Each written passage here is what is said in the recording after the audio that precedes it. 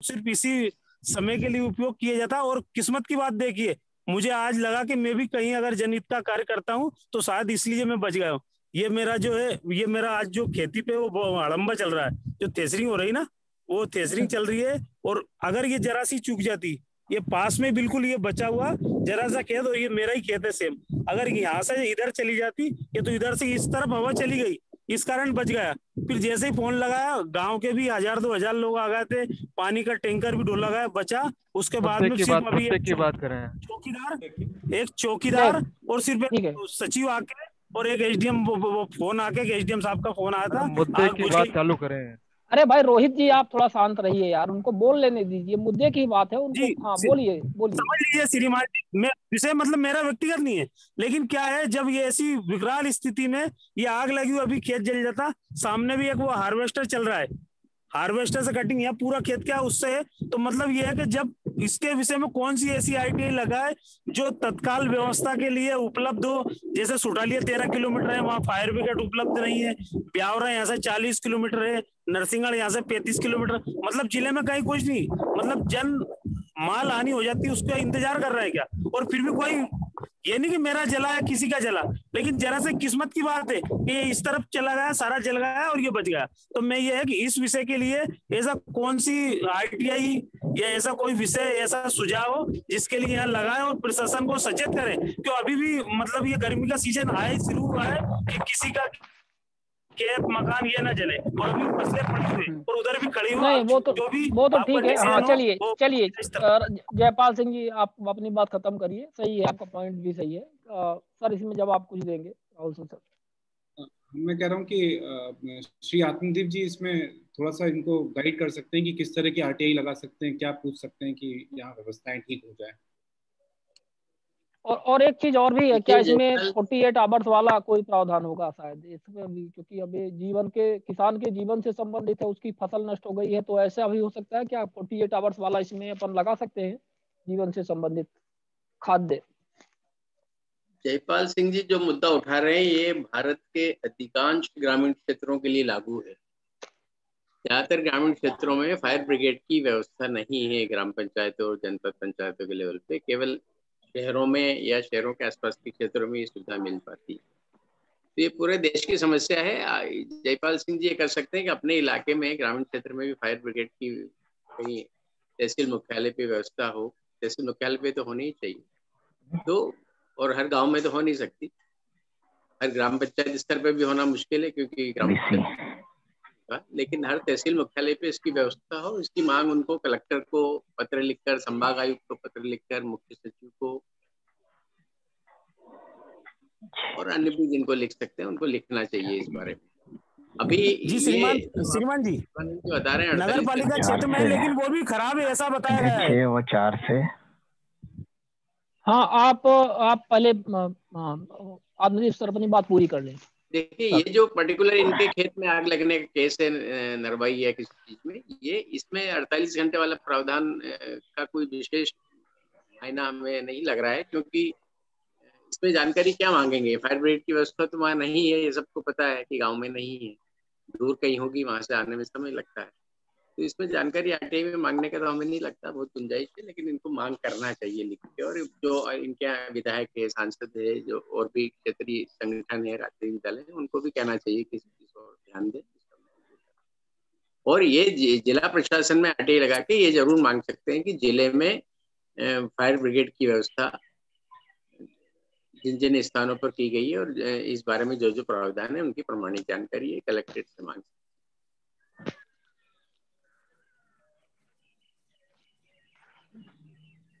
जी, ये अति आवश्यक उसमें आता है, और उसके बाद भी खराब है। मतलब 13 किलोमीटर पास नगर पालिका है, उसमें भी फायर ब्रिगेड है, लेकिन एक विषय था इसमें श्रीमान। एक बात तो उसकी शिकायत करना। हाँ, लेकिन शिकायत के तहत आएगा ये, निश्चित तौर पर यह आवश्यक ही है, तो बहुत संवेदनशील मुद्दा है। लेकिन अब आरटीआई 48 घंटे में इसका समाधान कर पाएगा, ये थोड़ा सा मुश्किल है। आरटीआई आप सामान्य तौर पे लगा सकते हैं, अब तो फसल जलना था, जल ही गई। 48 घंटे में आग भी आपने बुझा दी या वैकल्पिक व्यवस्था से आग शांत हो गई, ठीक है, वो तो 48 घंटे में आप वो कर ही डाले, तो अब 48 बच घंटे गई में और वो कौन सी जानकारी आपको दे देंगे जिससे आपकी फसल वापस आ जाए या ऐसा कुछ हो जाए। अब सवाल इसमें ये है दो फीट बच्ची किस्मत योग से कि बनी श्रीमान। हाँ नहीं वो ठीक बस है, और अब कुछ नहीं। व्यवस्थाओं को लेकर के, हाँ व्यवस्थाओं को लेकर के जो बात है, तो व्यवस्थाओं को लेकर के आप आरटीआई सामान्य तौर पर लगाएं, और जिस तरह से घटना घटित हुई है भविष्य में ऐसी घटना ना घटित हो, इसके लिए आप मिल करके वहां पर प्रयास करें। सर मैं विभा नामदेव ऋषिकेश से। जी मैडम बताइए। हाँ सर, सभी को प्रणाम, आयुक्त महोदय को और मेरे सभी साथी को होली की शुभकामनाएं। सर मैं थोड़ा सा ये बताना चाह रही थी कि जब हम आरटीआई डालते हैं तो उस आरटीआई आवेदन में ही लिख दे कि हमें प्रमाणित कॉपी प्रदान की जाए, और उसके अलावा फिर हमें सीडी उपलब्ध कराई जाए, तो सर हमारा ज्यादा खर्चा भी नहीं होगा और वो मना भी नहीं कर पाएंगे कि हम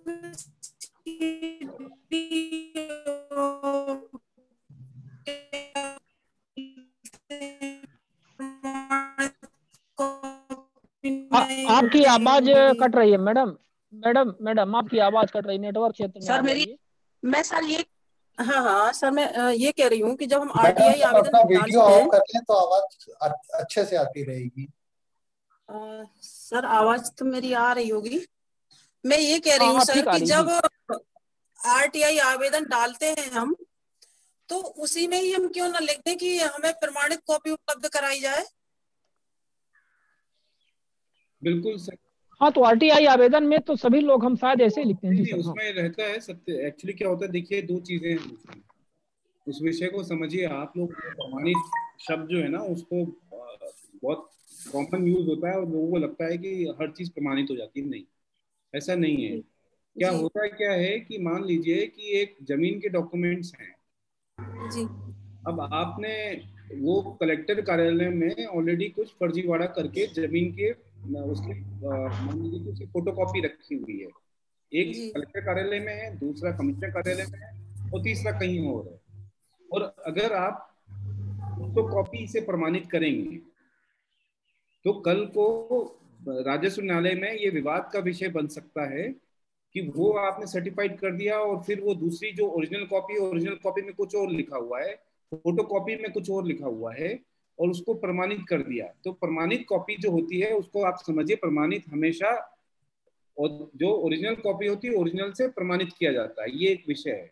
जब भी हम कॉपी मांगते हैं इसका मतलब है कि उसको ओरिजिनल कॉपी से प्रमाणित करके दिया जाएगा। दूसरा जो तरीका होता है वो है एक, जो भी आप कॉपी देते हैं वो ट्रू कॉपी है, मतलब फोटो कॉपी की ट्रू कॉपी है जी। कोई मतलब नहीं, हमारे पास जो रिकॉर्ड है, हमने आपको रिकॉर्ड में से सूचना आयोग की जो लोक सूचना अधिकारी है वहां के, वो लोक सूचना अधिकारी उसको सील लगा करके साइन करके देंगे कि हमने अपने इससे हस्ताक्षर से हमारे कार्यालय द्वारा ये जारी किए जा रहे हैं, ये इसका प्रमाण है। लेकिन हम ऑथेंटिकेशन के लिए वाउच नहीं कर रहे हैं कि ये ओरिजिनल है, ये सर्टिफाइड है। अगर आप ओरिजिनल का सर्टिफाइड मांगेंगे तो वो एक अलग विषय हो जाता है, और उसके लिए वो प्रक्रिया जो है वही है जो जैसा मैंने बताया आपको। दूसरा नॉर्मल इसमें जो है वो आपको जो उनके रिकॉर्ड पर है, जैसी जानकारी है, जो भी जानकारी है उस कार्यालय में, उस पर वो पीआईओ जो है, अधिकारी जो है, वो उस पर सील और साइन करके दे देंगे कि ये लोक सूचना अधिकार अधिनियम के तहत ही दस्तावेज दिए जा रहे हैं।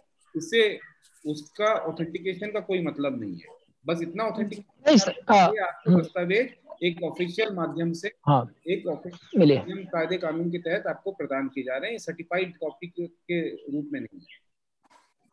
सर इसका मतलब ये हुआ कि जैसे कोई लोक सूचना अधिकारी अपने कार्यालय से जो दस्तावेज दे रहा है, तो तात्पर्य यह हुआ कि लोक सूचना अधिकारी ने यथावत वो दस्तावेज दिए हैं जैसा वहां पर आया या मौजूद है। मतलब ना तो लोक सूचना अधिकारी ने और ना ही किसी अन्य वहां के कर्मचारी ने उसमें कोई काट छांट या इस तरह से कुछ जो दस्तावेज है, मैंने आपको बोला ना कि आप कितनी, आप देखिए जैसे मान लीजिए कि कोई एक, मैं आपको इसका एग्जाम्पल बताता हूँ।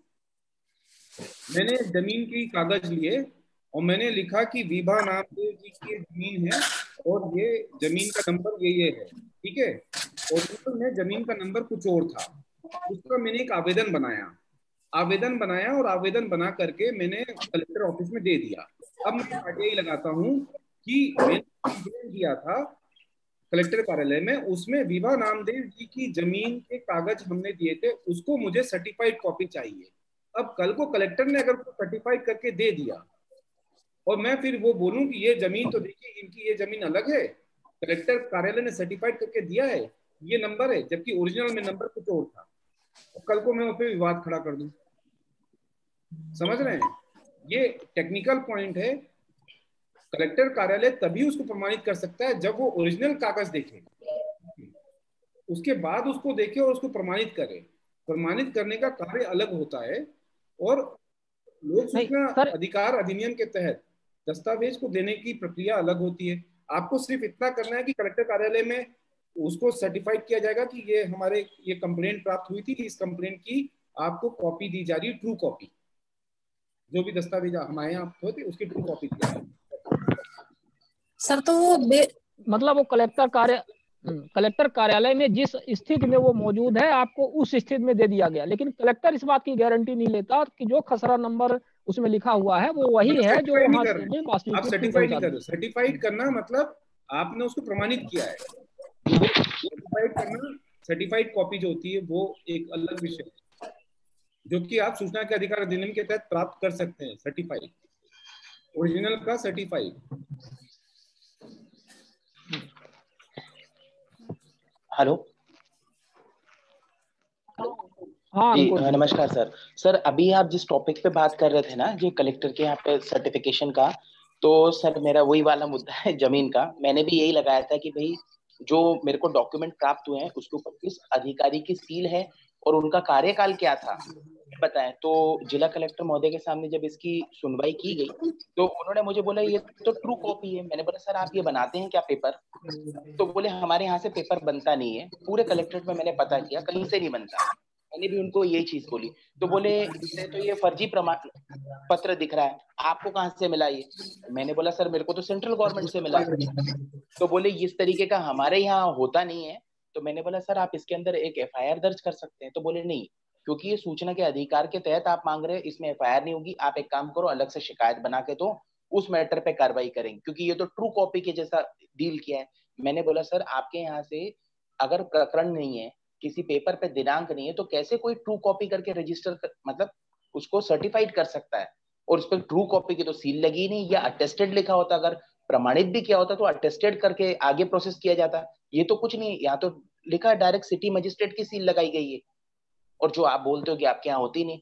और सेम डॉक्यूमेंट जब मैंने रजिस्ट्रार ऑफिस से पता किया, रजिस्ट्री निकलवा के देखी, तो वहां पे भी यही दस्तावेज नहीं था। अगर ये होता ओरिजिनल तो वहां से भी यही निकलता।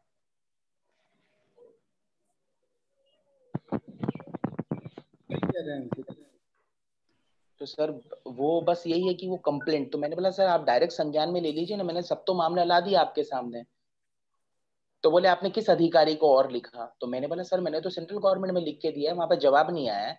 तो बोले नहीं नहीं आप एक काम करो फिर शिकायत दर्ज करवा लो। तो मैंने बोला सर मैं आपसे बोल रहा हूँ कि शिकायत आप ले लीजिए, मैं डॉक्यूमेंट आपको प्रोवाइड करा रहा हूँ। बोले नहीं नहीं वो तो आपको करनी पड़ेगी। मैंने बोला सर वो क्या होता है, फिर मैं अगर जाऊंगा फिर वो करोड़ों रुपए की मानहानि लगा देते हैं बार बार।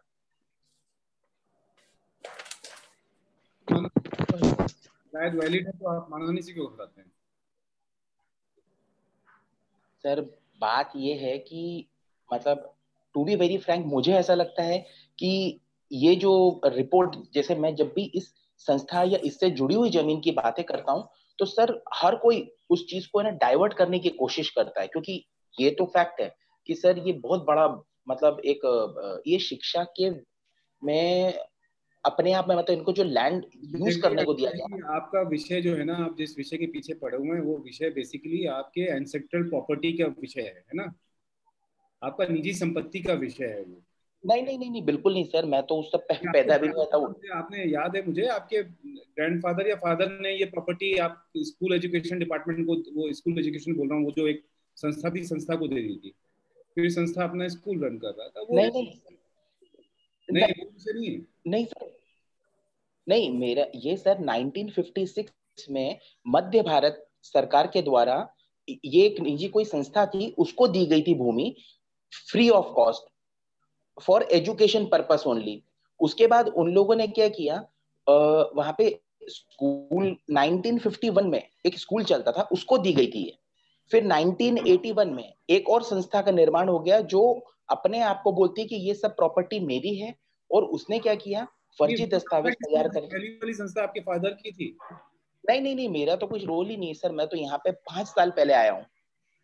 तो फिर ये तो मुझे वहां पे पता चला कि मैंने डॉक्यूमेंट्स ऐसे ही लगाए थे कि मैंने बोला यार यहाँ पे क्या चल रहा है, तो मुझे लोगों ने बताया, तो मैंने बोला यार कुछ तो डाउट होगा, तो मैंने आरटीआई लगाना चालू करी। आरटीआई के जरिए मेरे को डॉक्यूमेंट मिलना चालू हुआ, तब मैंने देखा यार ये तो बड़ा एमपीबी का वो आपने निकाला था ना, इसमें एमपीबी का। हाँ बिल्कुल सर, एमपीईबी में मैंने बोल दिया कि तृतीय पक्ष संबंधित जानकारी है। एमपीबी वाला जो भी निकाला था आपने? हाँ हाँ हाँ बिल्कुल बिल्कुल सर। लेकिन इसमें और तो आपने मुझे बताया था कि ये आपने आपके पर्सनल कोई इस पर कब्जा कर लिया है, पर्सनल वो कुछ आपका वो था। नहीं सर, पर्सनल कुछ भी नहीं है मेरा, ये तो सिर्फ जनहित के मुद्दे हैं। कुछ ऐसा कुछ था आपके मकान कुछ था या स्कूल का संस्था, ऐसा ऐसा आपने मुझे बताया था? नहीं। अच्छा, आप कृपया अपने मैं इस संस्था में पहले काम करता था। 1951 में जिस संस्था का दिया गया था उसका नाम, और 1981 में जिस संस्था को दी गई जमीन, उसका नाम जरा बता दें। हाँ सर, ये वैष्णो ट्रस्ट के नाम से है, और ये जो जमीन 1951 में ना, ये वैष्णो हायर स्कूल 1951 की संस्था है ये, और 1956 मध्य भारत के दौरान इसको संस्था दी गई, मतलब इस संस्था को जमीन दी गई थी free of cost, only for education purpose. अब वहां पे हॉस्टल डल गया, 300-350 दुकानें डल गई। नहीं, अब आप आगे आ जाओ। 1981 में ये किस संस्था को दी गई? आपने बोला ना कि ये जमीन किसी और संस्था को दी गई। 1981 में फिर से एक ट्रस्ट का निर्माण हुआ, वो था वैष्णव परमार्थिक न्यास के नाम से जी। और परमार्थिक न्यास ने ही सबकी रजिस्ट्रियां कर दी कि भैया तुमको मैं लीज पे दे रहा हूँ, तुमको मैं लीज पे दे रहा हूँ, बैंक को मैं लीज पे दे रहा हूँ, और ये सर्वे सर्वाहा बन गया उस चीज का।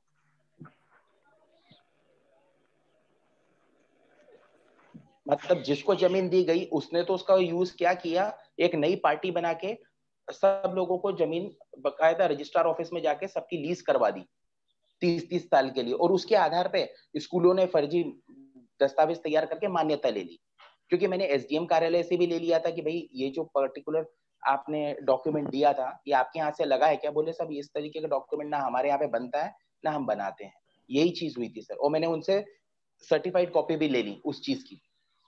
उन्होंने लिख के भी दिया है कि हमने ये जो आपके द्वारा दिए गए पेपर को हमने अपने कार्यालय में देखा, परीक्षण के बाद पाया गया कि ये हमारे यहाँ बनाया ही नहीं गया है।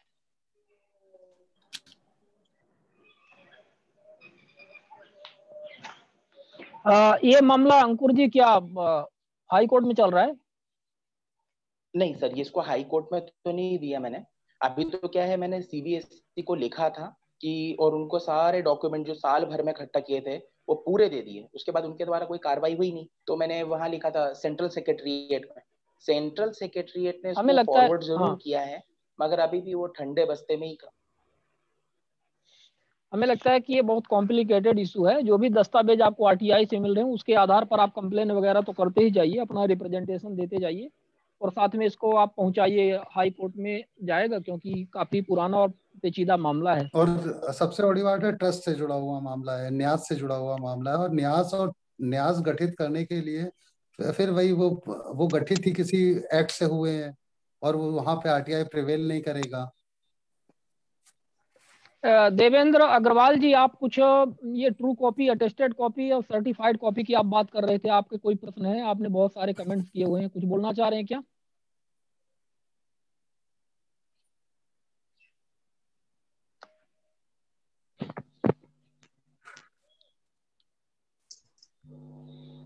हेलो। ओके। हेलो। हाँ बोलिए। राहुल सर जी। जी बताएं। हाँ सुन रहे हैं, बताइए। सर, इस मामले से संबंधित मेरे साथ एक और सदस्य थे जो जुड़े हुए थे। उन्होंने सेकंड अपील के लिए भेजा भी था मामला, मगर वहां से जैसे सुरेंद्र सिंह सर ने लिख के दिया कि भाई क्योंकि कोरोना काल के अंदर आवाजाही पे दिक्कत है, तो आप अपना लिखित पक्ष भी हमको प्रस्तुत करवा सकते हैं ईमेल एड्रेस पे। सर हमने वो भी भिजवाया। उसके बाद उनका एक जवाब आया कि भाई आपका ईमेल पत्र प्राप्त हुआ और उसमें कुछ जानकारी अप्राप्त थी, तो आप हमें उसका उल्लेख करें। फिर हमने एक बार पर्टिकुलर मेल से पूरी जानकारी दी थी कि सर ये मैटर में इस संबंध में जानकारी थी और ये हमें अभी तक अप्राप्त है। तो उसके बाद 22 तारीख को उन्होंने ऐसा निर्णय कर दिया कि बोले आप प्रथम पेशी में और द्वितीय पेशी में अनुपस्थित थे, इस आधार पे माना जाए कि आपको कोई जानकारी चाहिए नहीं, इसलिए मामला पंजीबद्ध करके वो नस्तीबद्ध कर दिया गया। सर हम तो उपस्थित हुए, ईमेल भी भेजी, अब इस कंडीशन में किसको कंप्लेंट करेंगे सर? क्योंकि वो तो पहले लेटर में खुद लिख रहे हैं कि आपका जवाब प्राप्त हुआ और दूसरे में बोल रहे हैं कि आप दोनों में अनुपस्थित थे, जबकि सर लिखित पक्ष तो भेजने का बोला था, भेज दिया।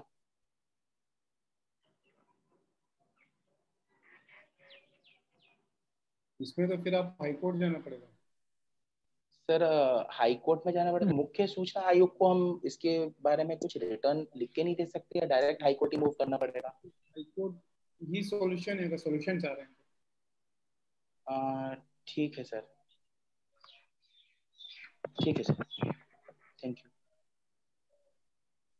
राहुल सर एक चीज जाननी थी, जैसे हमने कोई आरटीआई आवेदन लगाई, उसके बाद वहाँ के पीआईओ ने दूसरे पीआईओ को, दूसरे पीआईओ ने तीसरे पीआईओ ने चौथे पीआईओ को ट्रांसफर किया और अंत में ये जवाब आता है कि आपका जो जवाब है इस कार्यालय में नहीं है, तो उसके आगे क्या किया जा सकता है?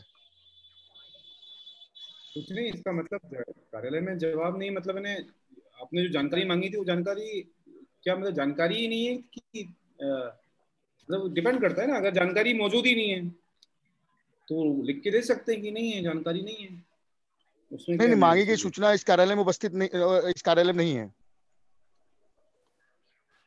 किसी अन्य कार्यालय में कुछ नहीं, बस इतना लिख के दे दिए बस। तो फिर अपील करिए, फिर क्या कर सकते? आपको भी तो मालूम चाहिए आप कहाँ से क्या मांग रहे हैं। नहीं, हमने देखिए दो चीजें हैं, हमने दो जगह से मांगी है। एक तो हमने शिकायत की थी डाक विभाग में, उस पर क्या कार्रवाई की गई उसकी हमने जानकारी चाहिए, तो उन्होंने तीसरे आपका जायसवाल जी आपको बैंक वाला मामला है क्या, एसबीआई का? नहीं, बैंक नहीं, मैंने डाक विभाग में किया था। बैंक वाला तो है ही है, बैंक वाला तो एक अलग है, ये डाक विभाग से आया है। ठीक है, डाक विभाग में आपने शिकायत की थी कि आपकी शिकायत पे क्या कार्रवाई की गई? क्या कार्रवाई? मतलब आरटीआई की। हाँ ठीक है, तो उन्होंने कई जगह चलाया होगा। हाँ, अंत में जिसके पास आया उन्होंने लिख के दे दिया कि मांगी गई सूचना हमारे कार्यालय में उपस्थित नहीं है, मतलब हमारे कार्यालय में नहीं है ना, तो मतलब कोई कार्रवाई नहीं की गई होगी। उनको कायदे से कहना चाहिए था कि इसमें कोई कार्रवाई नहीं की गई थी, या अगर कार्रवाई की गई हो तो कार्रवाई की जानकारी दे दे आपको, ये कार्रवाई की गई है, प्रचलन शिकायत प्रचलन। सर इनको एक्ट का आगे ड्यू कोर्स कंप्लीट कर लेना चाहिए। अब सेक्शन 6 में इन्हें कुछ नहीं मिला है तो 19 मूव कर लेना चाहिए। और क्या, अब इनको जाना चाहिए आलोक जी, इनको अब प्रथम अपील भी करनी चाहिए, द्वितीय अपील भी करें अगर इनको लग रहा है। देखिए एक चीज आप लोगों को ये समझना चाहिए कि आरटीआई कार्रवाई का कोई प्रावधान, अगर आप कोई शिकायत कर रहे हैं, ऐसे कई मामले सूचना आयोग में आते हैं जहां पे ये होता है कि हमने जो शिकायत दी थी उस पर क्या कार्रवाई की गई है। अब उसमें कई बार लोक सूचना अधिकारी निरंक भी लिख देते हैं, या क्योंकि कोई कार्रवाई नहीं की गई है, या तो लिख के देते हैं कि आपकी शिकायत पर कोई कार्रवाई नहीं की गई, या आपकी शिकायत अगर जांच प्रचलन में है या कुछ है तो वो जानकारी दे देते हैं। तो कोई लोक सूचना अधिकारी बाध्य नहीं है कि, या फिर लोक प्राधिकारी बाध्य नहीं है कि आपने कोई शिकायत की है तो उस पर कार्रवाई करे ही वो, तो वो पेंडिंग भी हो सकता है उस पे, लेकिन जो भी है वो इन्फॉर्मेशन आरटीआई के तहत आपको मिल जानी चाहिए।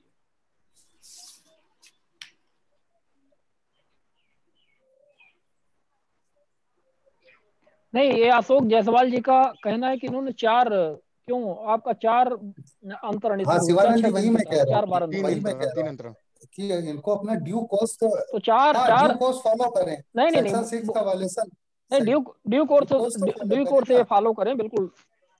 19 के तहत आप प्रथम अपील करिए और फिर यदि जानकारी न मिले तो आप 19(3) के तहत द्वितीय अपील करिए सूचना आयोग में। लेकिन जो विभाग एक कार्यालय से अगले कार्यालय में फॉरवर्ड किया 6(3) के तहत, फिर दूसरा 6(3) के तहत तीसरे में किया, तीसरा 6(3) के तहत चौथे में किया, तो आखिर इन विभागों को क्या ये पता नहीं था? मतलब आप अंतरण कैसे कर दिए? सवाल ये है कि पीआईओ आवेदन का इस तरह से आंख मूंद करके अंतरण कैसे कर दिया? ये भी तो एक प्रश्न का मतलब ये सोचने का विषय है, और इसमें भी तो डिबेट होना चाहिए। आत्मदीप जी, इस विषय में आप क्या जोड़ेंगे? थोड़ा सा इसमें बताइए। काफी इंटरेस्टिंग मामला है कि ये जो अंतरण हो और यही ना पता हो पीआईओ की जा कहाँ रहा है आवेदन, तो इसका क्या होगा? आप अनम्यूट कर लीजिए सर। अंतरण को इस मामले में इस दृष्टि से भी देखा जा सकता है कि जहां इन्होंने आरटीआई लगाई उस कार्यालय के लोक सूचना अधिकारी ने अपने कार्यालय में वो जानकारी संबंधी डॉक्यूमेंट्स देखे, वहां उपलब्ध नहीं थे, तो जहां उसको संभावना लगी कि वहां हो सकते हैं उसको अंतरित कर दिया। उस दूसरे दफ्तर में भी उपलब्ध नहीं थी तो उन्होंने जहां और संभावित जगह थी तीसरी जगह अंतरित कर दिया। इस तरह जो भी चक्र पूरा हुआ 3-4 बार अंतरित करने का, और आखिर में इनको जवाब मिला कि ये जानकारी संधारित नहीं, तो इसके आगे तो कुछ किया नहीं जा सकता अगर संधारित नहीं है तो। और दूसरा रास्ता ये है कि अगर लगता है कि ये सब गलत कवायद की गई है और वो जानकारी संधारित है, देने से बचने का प्रयास किया जा रहा है, तो ये उनको अपील में निश्चित रूप से जाना चाहिए। अपील में जाना चाहिए। और इसमें अशोक कुमार जी, आप एक और काम कर सकते हैं, आप बैक डोर से ये जानकारी निकलवा सकते हैं। अब यहाँ पर आपको ये आइडिया काम आएगा। बैक डोर का मतलब कई सारा होता है, इसमें आप सोचिए कि कैसे निकलवा सकते हैं। वो जानकारी आप निकलवाइए और आयोग में जब मामला जाए तो वहां पर उनको डिस्प्रूव करिए और अपना पक्ष वहां पे प्रूफ करिए उनको कि साहब ये जानकारी यहाँ पे उपस्थित थी और ये जानकारी ये दे सकते थे लेकिन हमें भ्रमित किया। तो उनके ऊपर यदि कोई ठीक ठाक आयुक्त होगा तो वो फाइन भी लगा सकता है, नहीं तो हो गया। अब क्या होगा वो तो आपको ही पता है। ठीक है सर, ठीक। हाँ, आत्मदीप जी, एक प्रश्न आपने भी रेज किया था, बहुत इंटरेस्टिंग पॉइंट था। अभी हाल ही में आपने एक लिस्ट साझा की थी, हमें याद है, अपने फेसबुक वाले पेज पर, जिसमें जो सूचना आयुक्त हमारे मध्य प्रदेश में रिटायर हो चुके हैं और रिटायर होने वाले हैं, वो और प्लस उनको किसको प्रभार दिया जा रहा है, जो वर्तमान में कितने बचे हुए हैं, उनमें से किन किन को क्या किस किस जिले या संभाग का प्रभार दिया गया है, वो आपने शेयर किया था। ये क्या जो खाली पद हुए हैं, तो क्या इन खाली पदों के भरने की प्रक्रिया इनके रिटायर होने की पहले प्रारंभ नहीं की जाती है? और क्या इसका प्रोसीजर है? यदि ये पद खाली रहेंगे तो जैसे, और ये प्रभार दिए जा रहे हैं, सपोज करिए एक सूचना आयुक्त को 4 संभाग का प्रभार आपने दे दिया, तो वो कैसे डील करेगा इतने राइजिंग इश्यूज को? इसके लिए क्या किया? वरुण जी, ये बहुत महत्वपूर्ण और गंभीर मुद्दा आपने उठाया। ये मुद्दा पूरे देश के संदर्भ में प्रासंगिक है। अभी आरटीआई एक्ट के तहत इसमें सूचना आयुक्त की नियुक्तियों के प्रावधान तो किए गए हैं, लेकिन ये नियुक्ति की प्रक्रिया कब शुरू होगी, पद खाली होने से पहले या बाद में, इस बारे में ये प्रावधान इस एक्ट के पूरी तरह मौन है। इसका फायदा, बेजा फायदा सरकारें उठाती है। आमतौर पर पद खाली हो जाते हैं, तब तक कोई नियुक्ति प्रक्रिया शुरू नहीं होती है। पद खाली होने के कई अरसे बाद भी शुरू नहीं होती है। जब कुछ लोग जो शासन के समर्थक होते हैं या आयुक्त बनना चाहते हैं, वो अपनी किसी तरह से लॉबिंग करके सरकार पे दबाव डलवाते हैं कि हमको बनाइए, तब जाके नियुक्तियां होती। या जो अभी जोधपुर के सुरेंद्र जैन जी हैं, ऐसे लोग जो हाईकोर्ट जाते हैं कि ये पद भराए जाएं, सूचना आयुक्तों के लंबे समय से खाली पड़े हैं, लोग सफर कर रहे हैं, तब हाईकोर्ट के आदेश पे ये पद भरे जाते हैं। तो इस बारे में जरूर कोई डायरेक्शन हाई कोर्ट से रिसेंटली सुप्रीम कोर्ट का एक डायरेक्शन रिसेंटली हुआ था, अंजलि भारद्वाज में 436/2018, उसमें ये कहा गया था कि रिटायरमेंट से 3 माह पूर्व पद भरने की कार्रवाई की जाए। ऐसा मैंने जजमेंट में पढ़ा है। और मेरा रिसेंटली केस सुप्रीम कोर्ट में चल रहा है कि एक्ट में कहीं प्रोविजन नहीं है कि कितने केस पेंडिंग हो गए तो कितने सूचना आयुक्त होंगे। हाईकोर्ट वगैरह में भी नहीं है, अपने यहाँ 1 to 10 दे दिए गए हैं अप टू। पर मेरे यही ग्रीवेंसेस पे मैं सुप्रीम कोर्ट में कंटेम्प्ट में लड़ रहा हूँ। और मैंने एक लॉजिक बनाया कि ऑल अपने CIC में 3,000 पर ईयरली है, तो उस अकॉर्डिंगली जैसे 10 है, तो आज राजस्थान में 20,000 केस पेंडिंग है, तो अप्रोक्सीमेटली 7 IC होने चाहिए। मेरा एक लॉजिक था, आप लोग ज्यादा जानते हैं, तो उससे कार्य प्रणाली में सुधार आएगा, मेरा मतभेद था, पर वो अभी 2015 का वही अटका हुआ पड़ा है, कुछ कार्रवाई नहीं हुई है।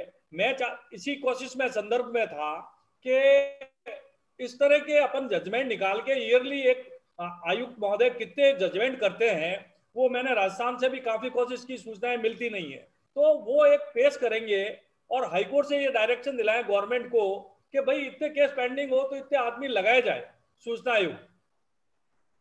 इस संदर्भ में आप ज्यादा जानते हैं, उसमें प्रकाश डालेंगे। राहुल सिंह जी विराजे हैं, आप विराजे हैं, शिवानंद जी हम तो लड़ रहे हैं, कोशिश कर रहे हैं।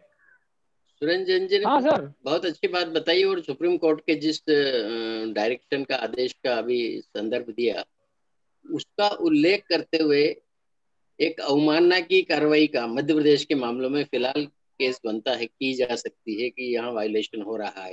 एक सूचना आयुक्त राजकुमार माथुर रिटायर हो गए, अभी तक उनकी उसमें एक अगले 2 महीने में एक और नियुक्त होने वाले हैं, 4 महीने बाद एक और होने वाले हैं, लेकिन अभी तक कोई प्रक्रिया इनकी शुरू नहीं की गई है।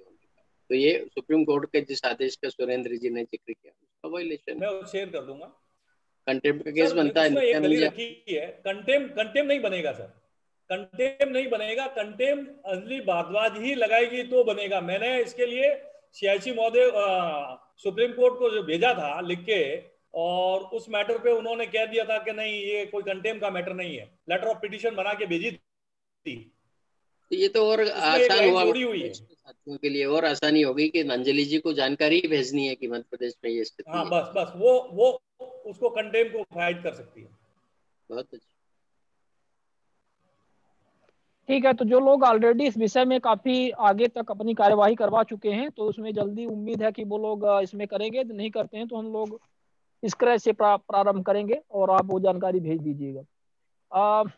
शिवानंद जी, आपके थ्रू आयोग MP में लिखा जाए ना लेटर कि सूचना आयोग की नियुक्ति, उससे वो सारी प्रोसीजर आराम से हो जाएगी सर। बहुत जरूरी है।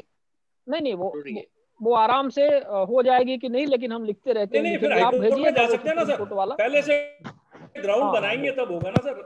एक लीगल नोटिस टाइप बन जाएगा कि ये सुप्रीम कोर्ट ने डायरेक्शन दिया था, उसके अकॉर्डिंगली आप पद भरने की कार्रवाई अविलंब चालू करवाएं, तो फिर अपन हाईकोर्ट में जाते हैं तो उसको रिलीफ इमीडिएटली मिल जाती है। बहुत अच्छा। और जैसा ठीक है आपने कहा सुरेंद्र जी, हमारा नंबर आपके पास है। बहुत अच्छा। हाँ आपने भेज दिया। हाँ ठीक है सर। जैसा दीदी जी आपने कहा कि रिटायर होते जाएंगे और नई नियुक्तियां होंगी नहीं, तो निश्चित रूप से जो 2-3 आयुक्त बचेंगे उन्हीं के ऊपर सब संभागों का प्रभार चला जाएगा, और उसका नतीजा ये होगा पूरा उनके सर पे वो हो जाएगा। कोई भी निराकरण सही तरीके से नहीं होगा। सर यही हो रहा है अभी राजस्थान में रिसेंटली। तो ये नियुक्तियां कराना बहुत आवश्यक है, और नियुक्तियों के लिए जो भी लिखा पड़ी उसके साथ साथ जो हम बार बार जिक्र करते हैं कि संसद में 2 प्रशासनिक सुधार आयोगों की स्वीकृत सिफारिशें हैं कि सूचना आयोगों में सिविल सोसाइटी के लोगों को अधिक से अधिक नियुक्त किया जाए सूचना आयुक्त के पदों पर। उस मुद्दे को भी इसके साथ साथ चलाना चाहिए कि नई नियुक्तियों में इसका ध्यान रखें सेक्टर के लोग अधिक हो। सर इसमें एक बहुत ही महत्वपूर्ण और भी बिंदु है।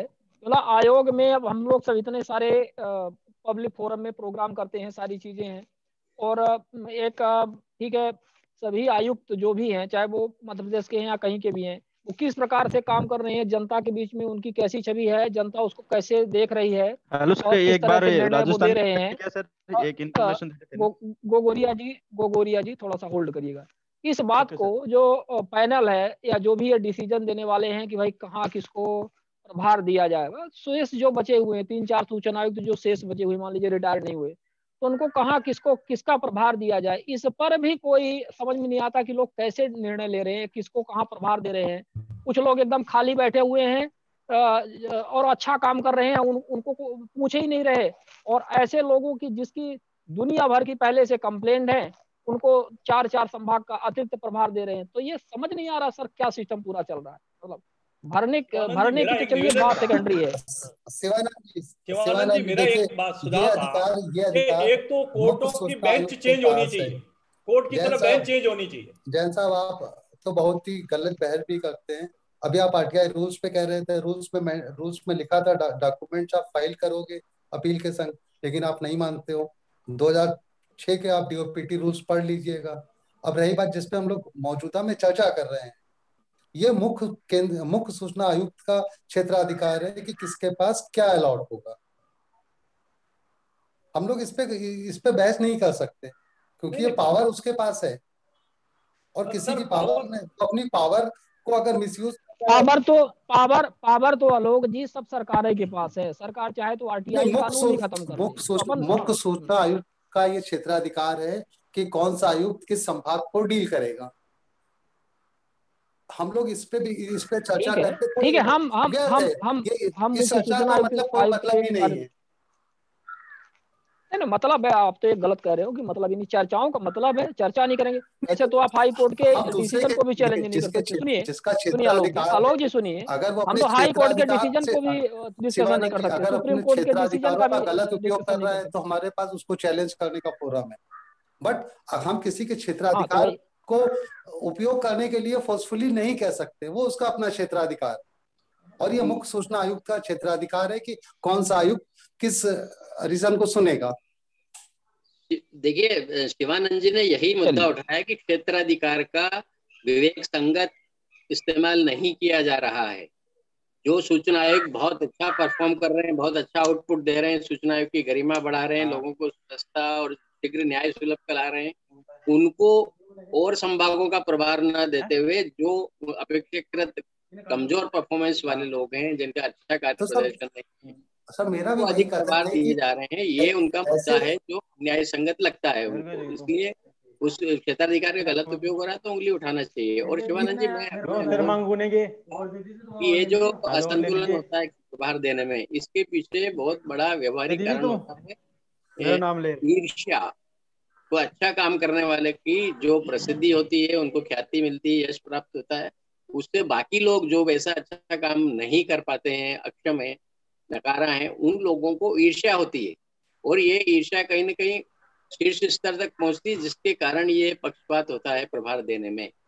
पसंद के संभाग का प्रभार आपको नहीं दिया जाएगा, बड़े संभागों का नहीं दिया जाएगा, और आप बल्कि स्टाफ में भी कुछ न कुछ छेड़खानी करने की कोशिश की जाएगी। ये अच्छा काम करने वालों के साथ होता आया है आयोग में और दूसरी जगह।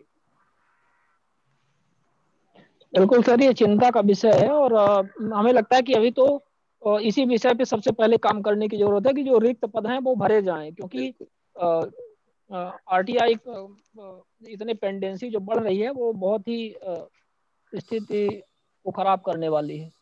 तो अभी और कोई आप लोगों के प्रश्न हो तो एक आध हम ले लें और फिर इसको इस पे एक चर्चा कर सकते हैं कि एक आईसीसीआईसी कितने केस डिसाइड कर रहा है ईयरली, उस पे चर्चा करके अपन एक पोर्टफोलियो बनाते हैं कि भाई मिनिमम ये जो 10 की है वो संख्या भरी जाए, उसको हाईकोर्ट में अपन लेके जाएं। इस तरह का मुद्दा बना के आप अपने स्टेट में ले जाए, मैं यहाँ पे कर ही रहा हूँ राजस्थान में, तो इसको कहीं ऐसा प्लेटफॉर्म बनाया जाए कि भाई एक सीआईसी 3,000 केस डिसाइड कर रहा है और 20,000 केस पेंडिंग है, तो 7 होने चाहिए आयु। ये हमारे एक केस में आदेश हुआ था 1+5 का, यही बेस बनाया था हमने, तो मैक्सिमम 10 तो ही है। इस पे आप गौर फरमाएं। और आप क्या ये हाँ नहीं ये इम्पोर्टेंट पॉइंट है कि जो 10 जो है 10 आयुक्त जो होते हैं वो तो तब की स्थिति के अनुसार था जब इतना लोगों को पता नहीं था कि इतने सारे केसेस बढ़ जाएंगे और क्या होगा। तो वो फिक्स नहीं है कि 10 ही आयुक्त मैक्सिमम होंगे। एक हम कहते हैं छोटे से स्टेट में कम आयुक्त हो सकते हैं, 5 में भी काम चल सकता है या 7 में काम चल सकता है। लेकिन जो बड़ा सा है यूपी है या एमपी है या राजस्थान है या और मतलब जो भी पॉपुलेशन और इस तरह से जहाँ पेंडेंसियां ज्यादा, उसके आधार पर भी भाई उसकी लिमिट बढ़ा दो, 15 कर दो, 20 कर दो, 25 कर दो।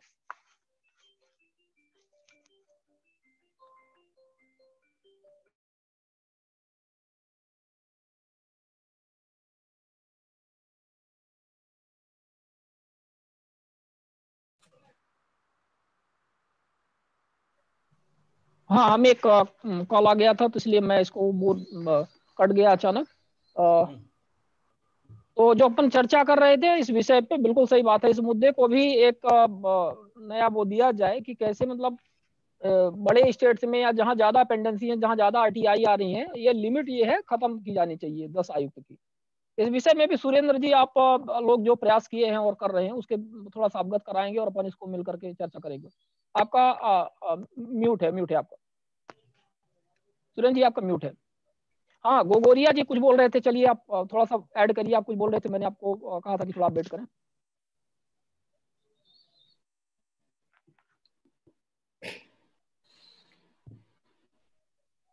ठीक है, ये गोगोरिया जी। सर मैं सुरेंद्र जैन सर से ये कहना चाहता था कि उनके ना सर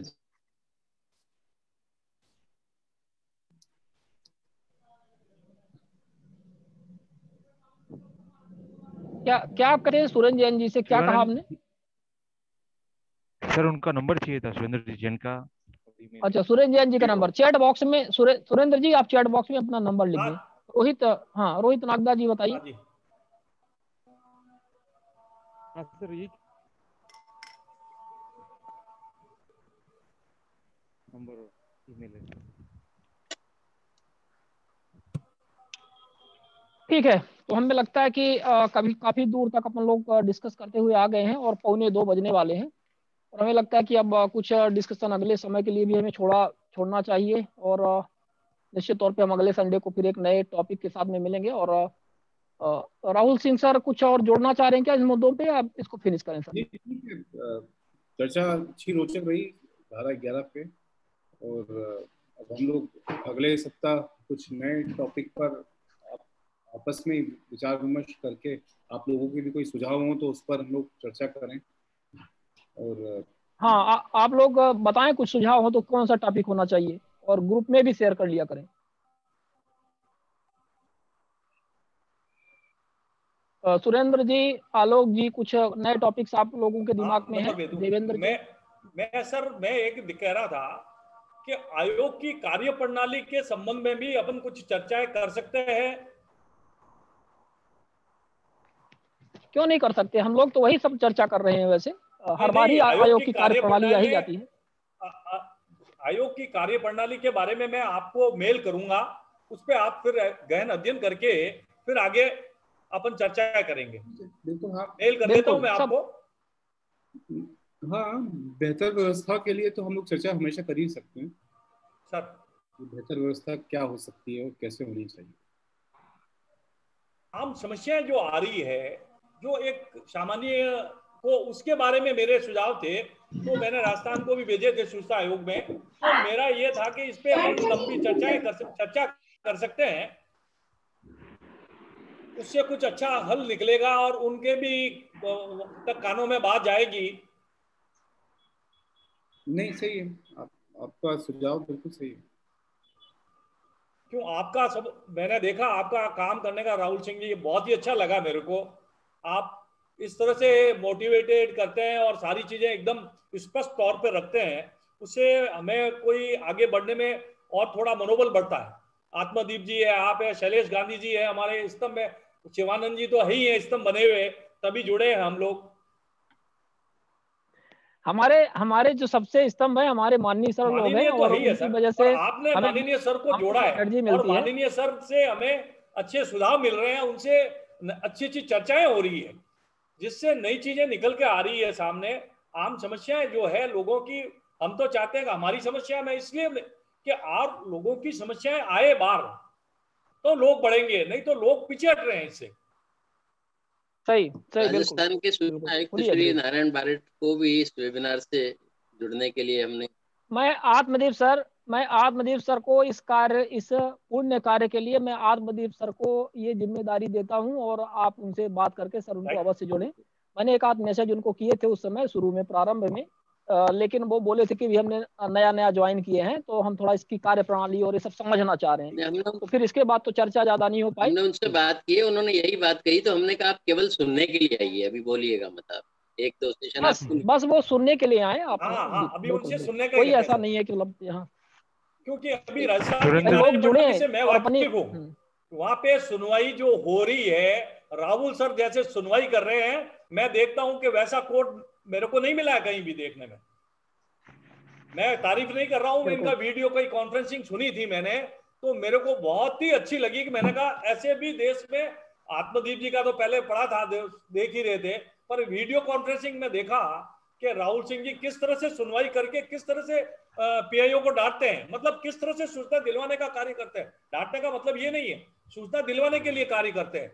और जो यहाँ पे है आयोग में, उल्टा यहाँ पे सुनवाई जो सहायक बैठते हैं वो कर रहे हैं। मेरे को दुख इसी बात का है कि यहाँ पे जो सूचना आयुक्त है वो समझते ही नहीं है। ये बड़ा खेद का विषय है, बहुत बड़ा विषय।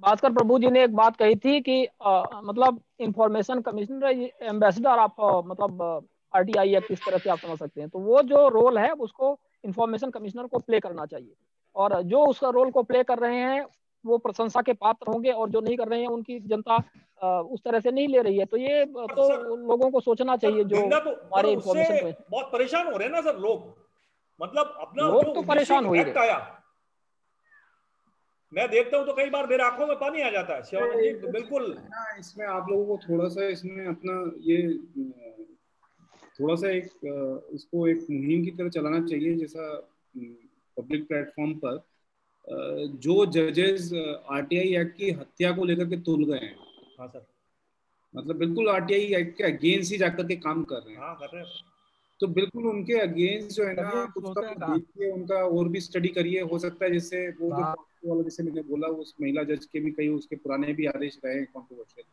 तो उस जज के भी कई कॉन्ट्रोवर्शियल आदेश होंगे, वो पता करें और उस पर फिर उसका पोस्ट बना करके उसको शेयर करें, ताकि कम से कम थोड़ा सा एक विषय जो है ना उनके संज्ञान में भी आए। इनडायरेक्टली उनके लोग रहेंगे जो होंगे पब्लिक प्लेटफॉर्म पे जुड़े हुए, तो उनको समझ में आए कि ये गलत डिसीजन हो रहा है। और इससे ऐसे हम लोग संविधान के द्वारा जो बनाया गया कानून है उसके बिल्कुल अगेंस्ट जाकर उसको तोड़ मोड़ करके व्यवस्था नहीं बना सकते हैं। जो भी होगा कानून सम्मत होगा। तो वो मुझे लगता है कि इसको लोगों को अपने अपने स्तर पर इसमें कुछ ऐसे आप लिखिए, उसको शेयर करिए, जो जिसके बस में हो उस हिसाब से उसको आगे ले जाएं उस आवाज को। तो वो जरूरी, जिस तरह से अभी आरटीआई एक्ट के अगेंस्ट काम जो चल रहा है तो बहुत जरूरी है उसको बचाना। सर मैंने आईसी अपने सुप्रीम कोर्ट को लिखा है कि आरटीआई मैटर टॉप 10 में लिए जाए, जिससे समय पे सुनवाई हो सके। नहीं तो क्या हो रहा है सर कि वो भी ड्यू कोर्स में चले जा रहे हैं, उनको एडमिट करके ड्यू कोर्स। अब उसका कोई लॉजिक नहीं है कि सूचना उपलब्ध करानी है नहीं करानी, उस पर डिसीजन करना है। इस बारे में मैंने बहस भी की थी कोर्ट में। मैंने कहा सर इस पे आप जो भी करना निर्णय खारिज करनी है खारिज कर दीजिए, आप इसको ड्यू कोर्स में मत भेजिए। तो ये मैटर इस तरह से चल रहे हैं, तो आरटीआई की पूरी हत्या करने में लगे हुए हैं कुछ है, और कोर्ट में जाते चिढ़ते भी हैं जज। हमारी कई बार फाइलें भी फेंक देते हैं कि आप आरटीआई एक्ट पीआई लेके आए, हम इसीलिए बैठे हैं कि यहाँ पे आपके लिए, और आप पीआई लेके आए, हम आपके लिए अलग बेंच बनाए। इस तरह का भी सुनने को मिला है हमारे को कोर्ट में। सही है। अब सुरेंद्र जी इसके लिए अपन इसके लिए एक इंटीग्रेटेड मुहिम चालू करनी पड़ेगी इसके लिए। और इसके लिए बहुत बहुत धन्यवाद, बहुत बहुत धन्यवाद राहुल सिंह सर का, बहुत बहुत धन्यवाद जुड़ने के लिए। और हाँ एक minute sir, 94141346 thank you so much sir. 94141346 okay. हाँ सर, सभी को होली की शुभकामनाएं। आप सभी को भी सर, आपको भी होली की शुभकामनाएं। मैं एक बात रखना चाहता हूँ सर, आप सभी को जितने भी सर आरटीआई कार्यकर्ता हैं उनका एक ग्रुप बनाइए सर।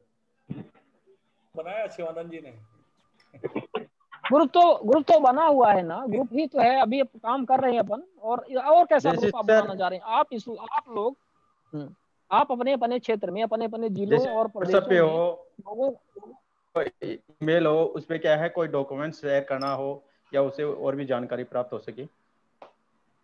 हाँ, व्हाट्सएप ग्रुप चल रहा है एक, उसको अपन एक और बना लेंगे, क्योंकि उसमें 257 की लिमिट एक्सीड कर गई है, तो हम एक और ग्रुप बना लेंगे, उसमें आप सबको हम ऐड कर लेंगे। तो आप मेरा नंबर इसमें दिया हुआ है बैनर में भी, एक बार फिर लिख रहा हूँ, मुझे नंबर भेज दीजिएगा, मैं उसमें आपको जोड़ दूंगा। शिवानंद जी, एक निवेदन करूंगा, टेलीग्राम ग्रुप बनाइए। स्तर पर अगर ये ग्रुप रहे तो और भी अच्छा रहेगा सर, लोगों को भी जानकारी। टेलीग्राम का एक प्रॉब्लम रहता है, उसमें सब मैसेज डिलीट हो जाते हैं, कोई भी डिलीट कर सकता है, वो सब प्रॉब्लम रहती है।